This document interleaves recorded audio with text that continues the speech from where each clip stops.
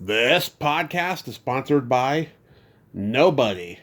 Hey dudes, welcome to Splat from the Past, the only 80s themed horror and sci fi show where things can get totally radical.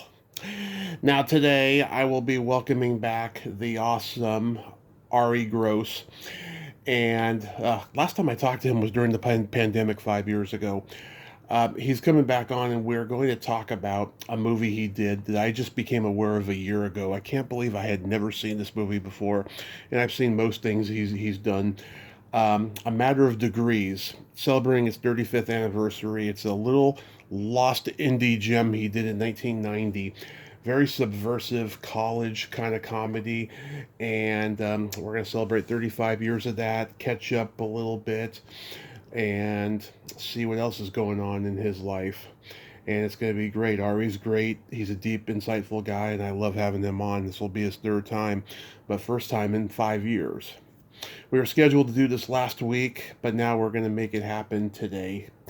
And, it's autumn, September, and it's only getting awesomer.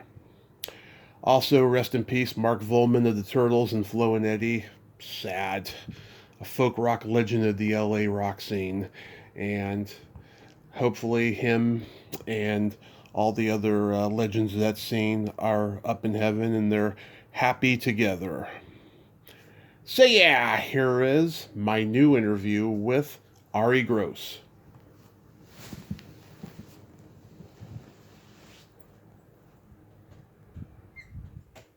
Hello. Hey, Ari, welcome back. How are you today, man? Good, thanks. How are you doing, Tommy? I'm doing fantastic. I mean, the world's getting crazier, but I still can't complain. Yeah, right. Yeah. Uh, so, first of all, I got to ask you, where did you see a Matter of Degrees?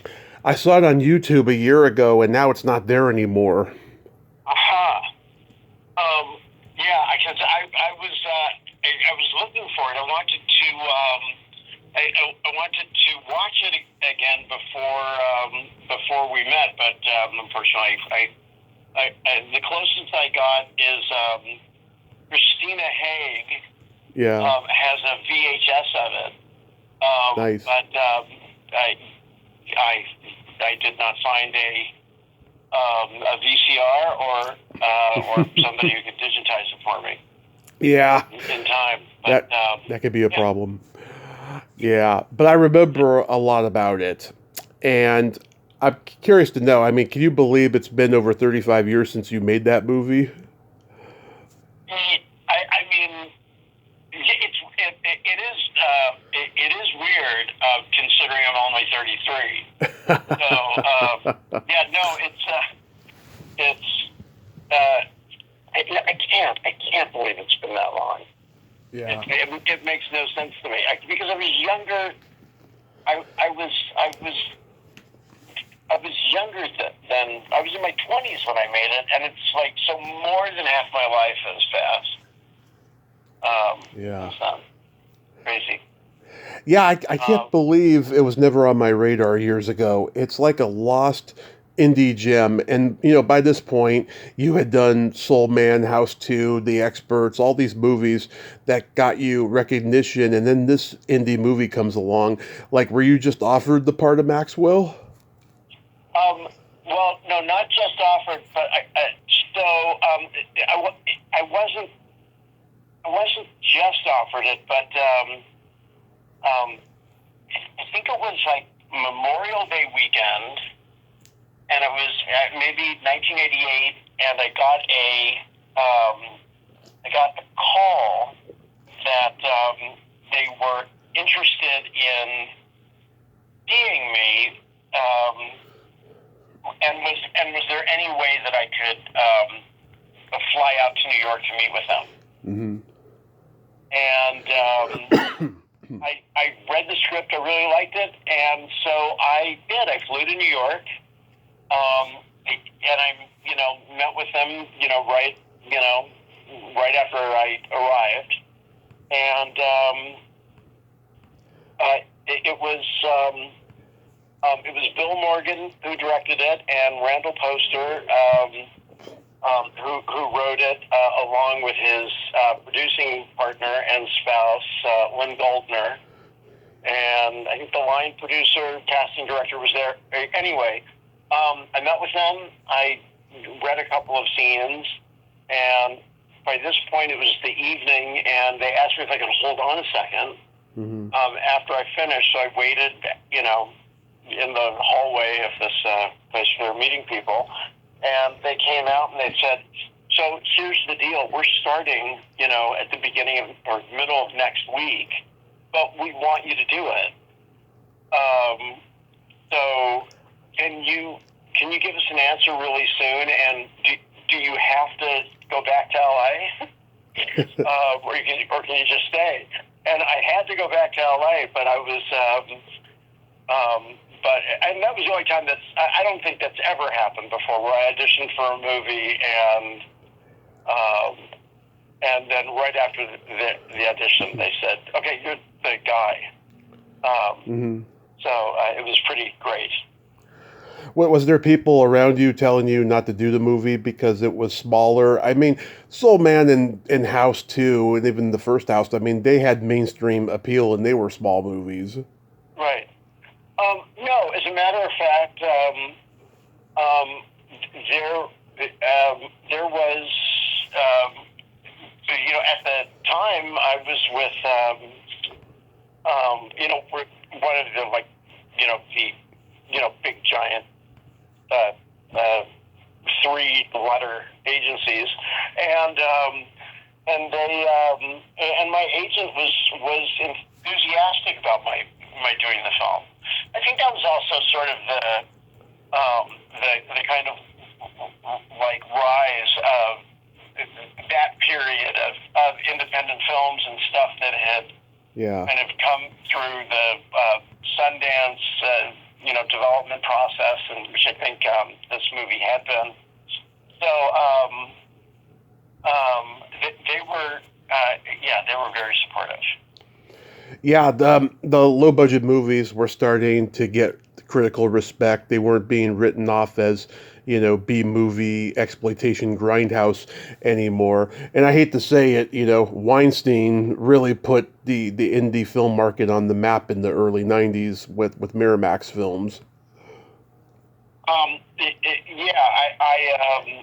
Miramax certainly did do, did do great stuff for independent film. And, I'm not sure when Sex, Lies, and Videotape was released. 89. 89? Mm-hmm. Yeah, so I think that was a giant thing to, for independent cinema. But then, of course, it wasn't all that long before so many of those, independent production companies would wound up just being, purchased as sort of subsidiaries of larger studios. Mm-hmm. But there was a lot of cool stuff that came out as a result. Yeah. And it was a great experience working on the film, and just great people involved in it. I mean, I'm not saying me, but the people I got to work with during it were just, you saw the movie, so. Yeah. Yeah, Maxwell is a very multi-dimensional, enigmatic character. He wants to give up the idea of becoming a lawyer after he was born into it. He thinks he may have a future in radio after doing his show with his friends. And then he wants to fight for truth and justice so the station won't get shut down. I mean, you recognized all these elements to this character when you read the script, right? That's what drew you to him? Yeah. Absolutely. That and, that and the kind of appeal to that, for lack of a better word, college music scene. Mm-hmm. That was always something I was always interested in, new music, and the director of A Matter of Degrees is a guy named Bill Morgan. Yeah. Or W.T. Morgan, and I was a huge fan of his X documentary, Yeah. The Unheard Music. Yeah. So that was a very exciting component of it for sure. Yeah, I mean, you have a couple hilariously awkward scenes that attempt sexual activity, and it becomes apparent that Maxwell may be bisexual and he hasn't come to terms with it, particularly the rubber glove scene. Like when you were reading this, did you recognize that, or were you like, what's this? Yeah, you have to remind me of the rubber. I feel like there's maybe something. I vaguely remember the rubber glove involved, but I don't remember exactly what it was. Yeah, What was it? yeah, there was a girl, she put a rubber glove on, and she was going to do, I guess, prostate massage or whatever on you. And I can't remember what her line was, but it was gold. I remember it was a really funny line that she said. But it's like it didn't seem like it got explored that much throughout the movie, but it was definitely there that he was bi and he didn't come to terms with it. Oh, I never was consciously aware of that, but that's a very interesting take. I know that the thing about Max was I think he was so a guy really he knew like what he loved, but also he was really searching for like how to be the kind of person he wanted to be, And not the person that everybody wanted him to be. Yeah, right, exactly. And so there's the thing with like not going to law school and not being part of all that, and at the same time, a thing he feels passionate is like advocating for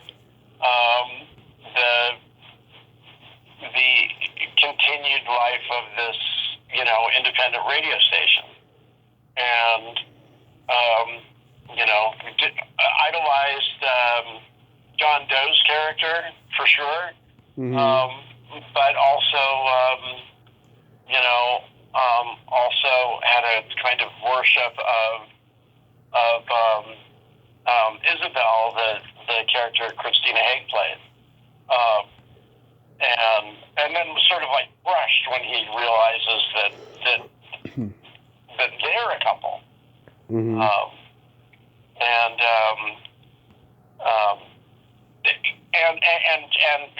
so just to mention it, I am still, one of my dearest friends to this day is Christina Haig. Yep. Who played Isabel, and I think that's the person who told me they had a copy of the VHS. In fact, I was reaching out to her to see if she could. And still, if you ever want to do this, because I'm still in touch with. I'm in touch with Christina. Yeah. Specifically, Christina and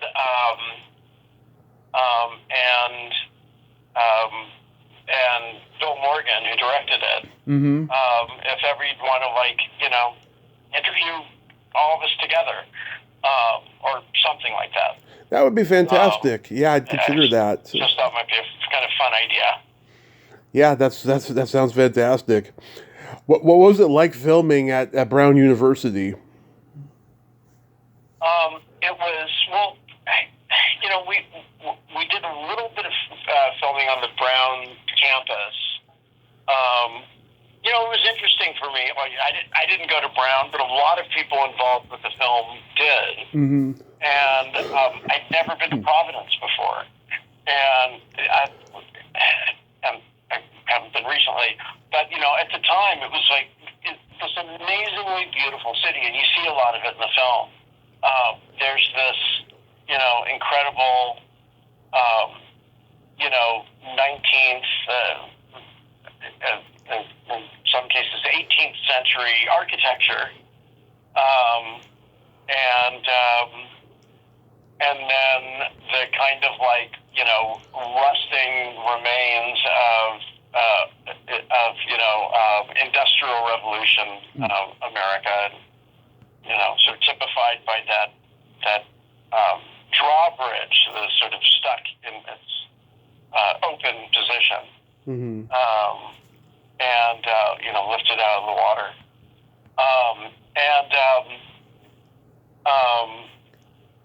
and it was, it's this very interesting little city that definitely has certain big city vibes. But one of the I know this, you asked me about Brown, but yeah, I didn't really I didn't really get a sense of what it might have been specifically to go to Brown, but definitely definitely had a lot of truth about just student life. How long did you guys film for? Oh, geez, I think it was 7 or 8 weeks. Okay.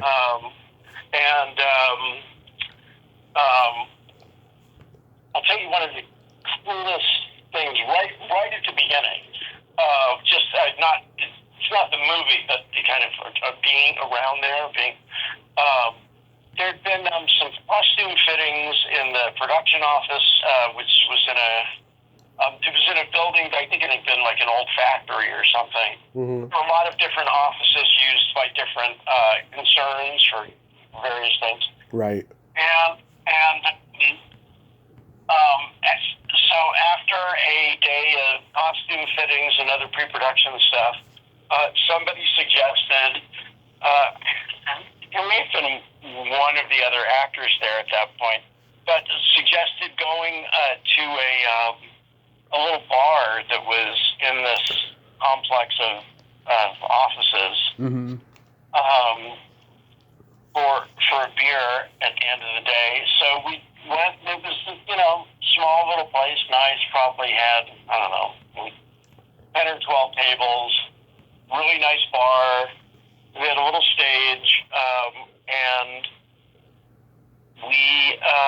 we're sitting there for a couple of hours. And at a certain point, this band nobody had ever seen or heard of before, in the group I was with anyway, and they seemed to be pretty savvy about music. Yeah. Took the stage. Female lead singer and guitarist, and it was great. I mean, the band was great. Yeah. And then 3 songs in, people were turning to each other and going, I had a feeling this would have felt like that, the first time people saw, Bruce Springsteen in the E Street Shuffle. An E Street band, yeah. Yeah, E Street band. Play in a small club. Mm-hmm. A couple more songs, and everybody's drenched in sweat and dancing, and the servers are dancing, the bartender's dancing, and it was an incredible show, and it was I think on her first tour, Melissa Etheridge. Oh yeah. And it was a blistering set. She was fantastic, and it made me a lifelong fan. Nice. Yeah, it was great. Oh, that's so cool.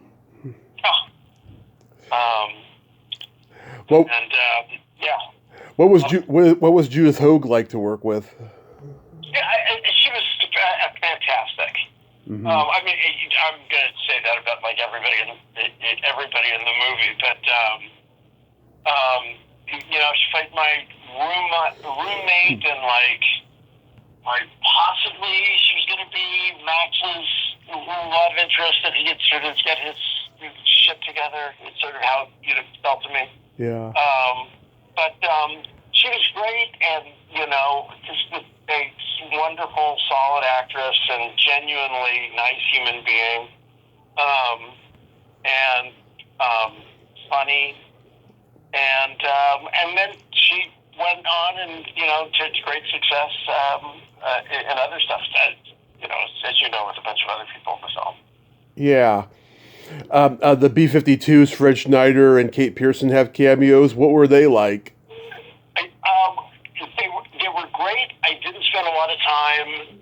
I didn't have a lot of time to spend with them. Sort of one-on-one. But they were great, hilarious. I was starstruck by so many people involved with the film, and so when that happens to me, I kind of become unable to communicate like a normal human being. But they were wonderful.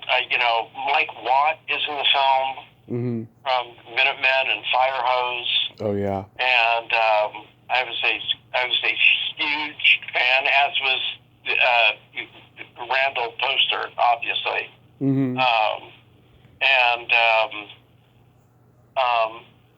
as a matter of fact, months after we finished shooting, Fire Hose recorded that song Max and Wells that D. Boone wrote for the movie. Wells was the character who was played by Wendell Pierce, and who's like Max's best friend in the film. And so they invited me to go to the studio when they recorded the song for the soundtrack. And then Mike Watt gave me the original lyric sheet where the lyrics were scribbled down. So that was pretty amazing. I got to spend time with John Doe from X, who which was a just priceless thing. Another great human being. Yeah, so the movie went to Sundance, as you said. So you weren't there. So I wasn't there when so the movie was developed through the screenwriting program at Sundance. So I had not yet become involved with the movie at that point.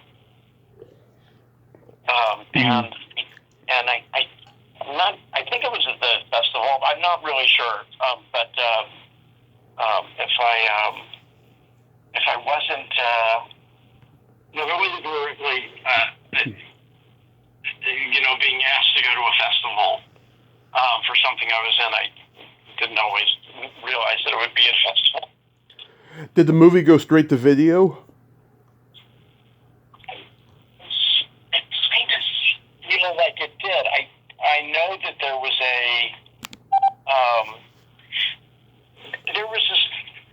there was a kind of opening screening in New York, but I think it may have been a four-walled kind of situation.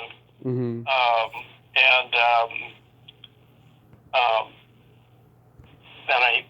I have a vaguely humorous now story about that. Okay. But I don't recall that it had a formal release and run anywhere. Yeah. Okay. So my story is that of course the late John Kennedy Jr. was in the film. There's a party scene. He was a great and very close friend of a number of the filmmakers. And actually, at the time we did it, Christina Haig was engaged to him, though they never actually wound up marrying. And for the opening screening that I believe press was invited to, I got a call to meet about a block away from the theater at a particular corner. I think it was the 11th Street Cinema or something like that, where the screening was. And we're going to meet there, and I was going to meet Randall Poster, the writer, one of the writers and producer, and Lynn Goldner, the other producer, and we were going to meet John Kennedy Jr. At that corner, and then we would all walk into the theater together. And I think I expected a slightly. I thought it was more of a formal opening than it was. Mm-hmm. And we all kind of got dressed up, as I don't know if I was wearing a suit, but definitely a sport coat and tie, right? Yeah. And so waited. John showed up. There was a bunch of press or paparazzi, probably is their word, waiting in front of the theater, and we were down the block. We were, basically a block away. Mm-hmm. And as we're walking towards the theater, somebody, this mass of photographers in front of the theater, and John Kennedy Jr. at the time, was a guy who, whenever he was spotted around town, the paparazzi were, all over him. And we started walking towards the theater, and it started to look like there was going to be a whole phalanx of photographers blocking our way, and somebody in our group went, "Run!" So we all started to kind of squat towards the theater. Yeah. As the photographers started kind of running towards us, and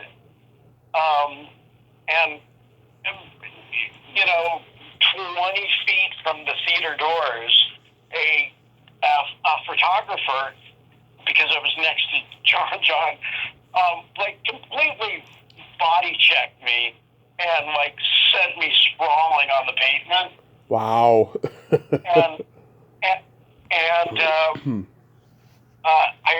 I got up, my pants were torn at the knee, my jacket was a little ripped and filthy. Wow.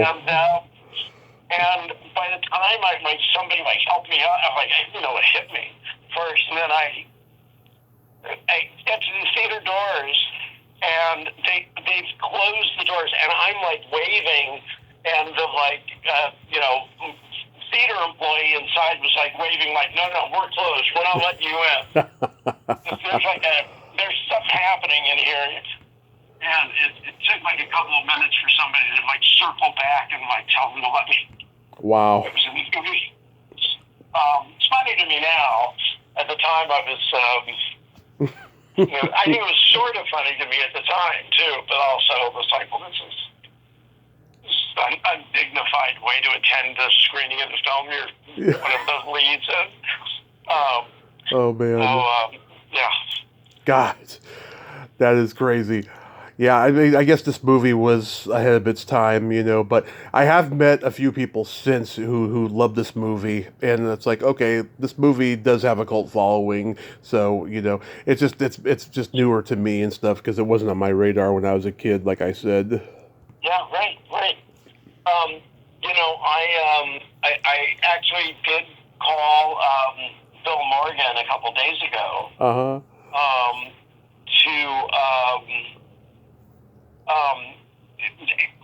Actually see if he had a copy or a DVD that I could watch, and also if he ever wanted to do one of these with me about Matter of Degrees, and he sent me a message back saying, it's amazing that you would call, because he had just been in touch with Randall Poster. Mm-hmm. There's never been a DVD release. Wow. And but I guess he'd been hearing this from a few people too. So he was thinking, maybe it's time to figure that out. Somehow people are becoming more interested in the film. Right. The other thing is just it's such a sort of great document of music of that era too. Oh yeah, the whole alternative, post-punk era. Yeah, Absolutely. right. So shifting away, I'm sure we recently lost the wonderful Lar Park Lincoln. Yes, I am aware. I unfortunately only became aware of that on social media Yeah. a few months ago. I actually don't know even the circumstances, though. I I'm imagining it was an illness like cancer or something, but I'm just Yeah, speculating. she had cancer years ago, and I had no idea that she was having it again. So she used to come on here once a year, and we had a wonderful camaraderie, and we would text each other every now and then and stuff. When we talked last, it was August of last year, and she was her usual Lars self, upbeat, wonderful. I noticed, though, she wasn't chatty like she normally is, and I sensed something was wrong, but I couldn't put my finger on it. I don't know if she knew she had cancer again yet or that came after. I don't know. But it came pretty quick because when I got the news, it hit me like a ton of bricks because I just adore that woman. Yeah, yeah. I'm sorry. I'm sorry for her family and loved ones, and all the people who were so fond of her. Um, I um, I had she and I had not really been in touch, and I haven't been on social media much for years. Hmm. Facebook anyway, and so there's a lot of stuff I kind of missed, but we had kind of said um, the Facebook equivalent of like, hey, nice to see you, Yeah. several times over the years, but yeah, she was a very very sweet person, and I'm just very sad to hear about her passing. Yeah, and I watched House 2 again recently. God, she was so great in it. I was never completely happy with that brunette hair that she had because her natural blonde hair was just so beautiful. But Yeah, right. she was great in the movie. I thought you worked very well with her. Yeah, I did too. I mean, I loved working with her. Um, and she was the sort of like perfect, balance to like the character's bizarre obsession, and then she had her sort of practical side. But um, in the film, um, yeah, Sad. it's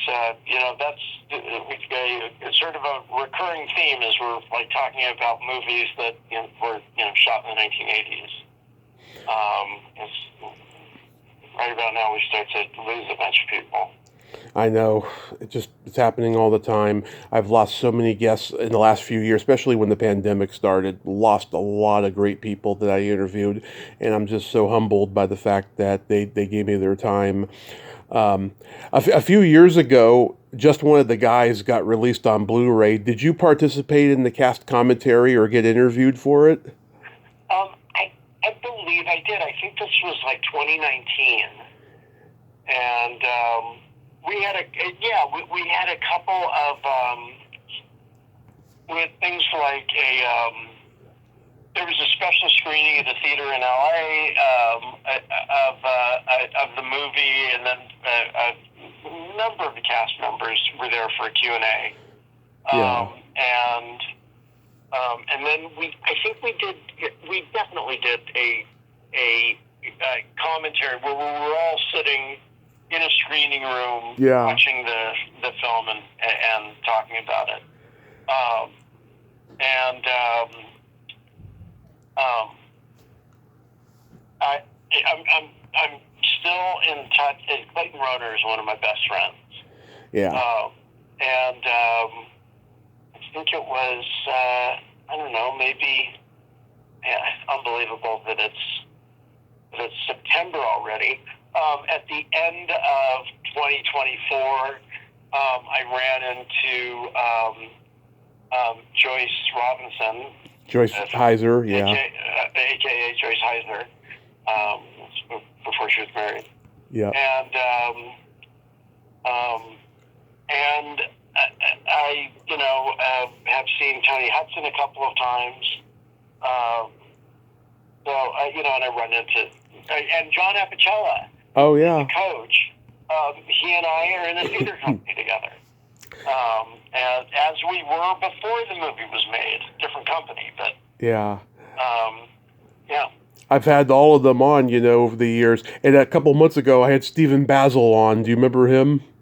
Yes, of course. Yeah, he was one of Zabka's buddies in the movie. It's funny, he's still a waiter, and he still gets cast based on being a waiter. And it's just, I find that so hilarious, but yet it's his wheelhouse he's found, He's been a waiter his whole life, and he's gotten casting roles from it, I think that's so interesting, and that's awesome at the same time. Yeah. You never know what's going to come of whatever the situation is. Even though your passion is acting, you could still work as a waiter and get cast. That's right, and and the interesting thing is, like, I've had like a super, I've been super fortunate to have to be able to make my living for so long as an actor. Mm-hmm. But a bit of advice I give to anybody who wants to do this is on one hand, they used to say, if you can think of any other thing you could possibly do that instead, because it kind of takes everything out of you to be an actor. But I also do feel like people would be wise to find some other way that's not too horrible of making money, mm-hmm. so that you don't necessarily have to make your acting or whatever art you do responsible for paying your rent. Right. Because then there's a lot of decisions you're making about what kind of work you're going to accept as a freelancer. Right. Based on economic realities and not like artistic choices. I mean, I know it's called show business, but still, if you're working from a just solely creative place, which I think most actors are, it's a bummer when you have, it's like, well, I want to do the production of a Samuel Beckett play, but I've been offered these, Preparation H commercials. Yeah. And that'll pay my rent. Not that there's anything wrong with Preparation H commercials. Yeah. But I think you know what I'm trying to say. Yeah. You want to do high art, but you also have to pay your rent, so you better go do a Preparation H commercial. Right. And then you don't want to find yourself in a production of Samuel Beckett's Endgame, and somebody going like, oh, that's the hemorrhoid guy. Yeah. I also talked to Jeff Altman recently, who you worked with in Soul Man, and yes, I did. He highly praised you, I have to say. He said, whatever happened to that guy? I thought he was going to be a huge star off that movie. And I told him, I said, yeah, I thought the same too. I mean, that scene, and I told you this the first time I talked to you, when you're, acting as Howell's attorney in the court at the end, I mean, that scene alone was proof of star quality. I mean, you just sold that thing. Well, thank you very much. That was a big moment in this young actor's life, and it was great writing, and it's Carol Black and Neil Marlins. Yep. And to get to do it with the late, beyond great James Earl Jones. Yeah. Was amazing, and as far as Jeff Altman, it was like almost impossible for me to like keep a straight face working with him. He was hilarious. Oh yeah, he still is, and he does sleight of hand mostly these days because that's how he started. Long before he did, Really? long before he did stand up, I do. he was a sleight of hand guy. Yeah. So does he do like close up magic? Does he work in the Magic Castle or places like that? Or? I think when he's in town, he is. Yeah, he lives in North Carolina now, but He does. yeah, he's just doing card tricks, stuff like that. He so okay on the movie. At one point, we were on location, and I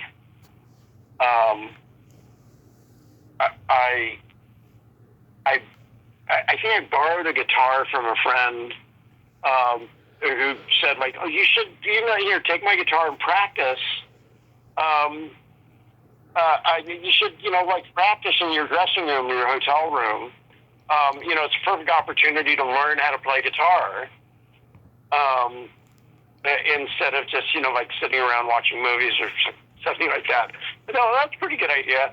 So I brought the guitar. I was learning how to just sort of pluck out the notes to one song. I still never learned. Mm-hmm. And it was a day off, and Altman came over to my hotel room, and he was like, "Hey, what are you doing?" I said, "Nothing. I'm just trying to practice guitar." And he's like, "Oh, you want some company?" I said, "Sure." And he came in, and he sat down with me for a minute, and he said, "Well, how's it coming?" And I went, I don't really, I don't really know anything yet. I'm just learning." He goes, "Show me what you learned." And so I like blocked out leaving on a jet plane or something like that. And he went, "Oh, yeah. What about that? I never knew you couldn't play guitar." Yeah. I love that song, "Leaving on a Jet Plane." Yeah, me too. But he was very funny in the movie. He's great. I'll tell him you said hi. I have his number. I'll text him. Excellent. Please do. Absolutely. So to wrap this up, last time we talked was during the heart of the pandemic. A lot's happened. The world's crazier. How's everything been for you, and are you getting good roles? Oh, well, I mean, I've been fortunate. I had to go over it a couple of times, but I didn't get profoundly sick. I had it last summer. God, it was a nightmare. Yeah, I know. It's just I certainly lost people to it, and what a crazy time we are in now, where it seems like access to the vaccine is going to be restricted, but or vaccines. But there's I am about to go into rehearsal for a play. We actually start rehearsals next week, and it's going to be in D.C. Mm-hmm. At the end of October through the end of November, and it's a play about a meeting between two of the world's great writers. Who were colleagues for many years and had a falling out. So it's a meeting between J.R.R. Tolkien and C.S. Lewis, mm-hmm. Who were great friends and colleagues, and then late in life had this kind of falling out. Yeah. And this speculates what would have been said had they been able to meet one more time before C.S. Lewis died in the fall of 1963. Mm-hmm. C.S. Lewis, of course, wrote the Chronicles of Narnia, The Lion, the Witch, and the Wardrobe, and anyway, anybody who's not left the Shire in a long time. Tolkien, wrote, of course, The Hobbit, and The Lord of the Rings, and I think his books are like in the top 10 of the best-selling works of literature of all time. Wow. Yeah. Are you a big reader of literature? Yeah, but I was never into the fantasy genre, Mm-hmm. and it's not everybody else in my family as a kid. They were into it. So I think we had like 3 different copies of The Hobbit from various generations of fans of his writing, and I tried reading it a couple of times, but I couldn't appreciate it, as a kid. I'm rereading all that stuff now, and it's brilliant. And they're such interesting, smart people. I didn't realize before the pandemic you were on an episode of Glow. Yes, that's right. Playing a rather cranky acting teacher. Yep, I watched that show because I love Mark Maron. I listen to his podcast every week. I'm sad that he's ending it pretty quickly. Yeah, me too. He's great. He's great. Yeah, the best. Yeah, did you interact with him? No, unfortunately, he was. He was not in any of the scenes I was in. Oh, okay. Mark's a guy that I ran into in audition rooms 30 years ago. Wow. And several years ago, we lived in the same neighborhood, so I was most likely to see him in the vegetable section of my local supermarket. Wow. But I always enjoy listening to him. I think he's brilliant. The best. Well, Ari, thanks so much for coming back on. My condolences to you over the family situation right now. I've been there, and I know. Yeah. Thanks. And I hope you have a great rest of your day. Be safe out there, and see you on social media. Fantastic. As always, it's great to talk to you, Tommy. Thank you, sir. Bye-bye. Okay. Bye-bye. Well, there you have it. Arye Gross. Ain't he a cool dude? Oh my God. I love that man. He's so genuine, so awesome, so great. And I loved what he said at the end, how great it is to always talk to me. And by the way, that's the shortest talk we've done. Go listen to the previous 2 and don't make any plans. We talked almost 85 minutes in those first 2 conversations. We only had a little bit to talk about today, so that was fantastic. I enjoyed every moment of it like usual.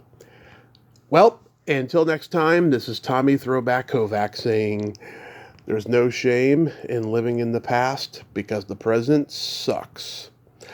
Later, dudes!